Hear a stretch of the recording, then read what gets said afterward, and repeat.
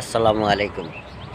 এত দর্শন যেটা মেনে নেওয়া যায় না। বাংলাদেশটা এত একটা খারাপ দিকে যাচ্ছে।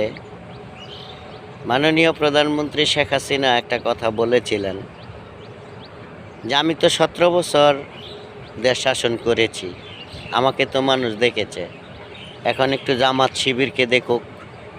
তাদেরকেও মানুষ দেখেছে, তারা যে এই রাষ্ট্রবিরোধী শত্রু মানুষ বুঝে ফেলেছে।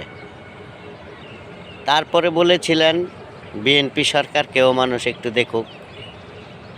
এখন বিএনপিকে দেখার পালা।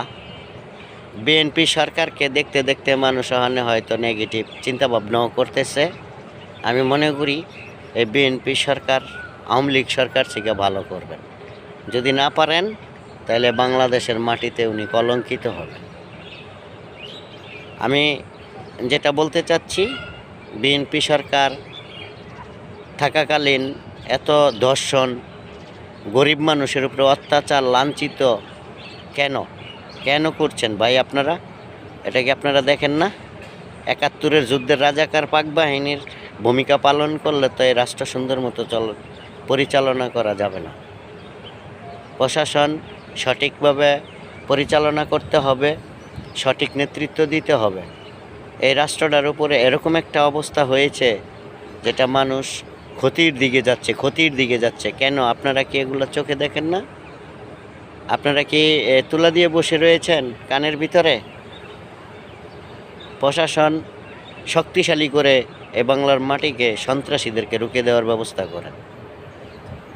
চুপটি করে বসে রয়েছেন আপনারা, কোনো কথা বলছেন না। বিভিন্ন জায়গায় সেফটি নাই, নিরাপত্তা নাই, মানুষ ধর্ষণের শিকার হচ্ছে, ডাকাতি, ছিনতাই, মানুষকে জবো করে গলা কাইটা ফলাইতেছে, মানুষের রক কাইটা দিতেছে। বিভিন্ন জামাত শিবিরে দেখলাম যে পায়ের রক কাইটা দিতেছে, ঘাড়ের রক কাইটা দিতেছে, মহিলা মানুষকে নির্যাতন করে ধান খেতে পালায় দিতেছে। অহরহর ধর্ষণের বিষয়গুলা সোশ্যাল মিডিয়াতে আসতেছে। পাকিস্তান তৈরি করার জন্য পরিকল্পিতভাবে কাম চলমান। এটির বিচার বাংলার মাটিতে হবে।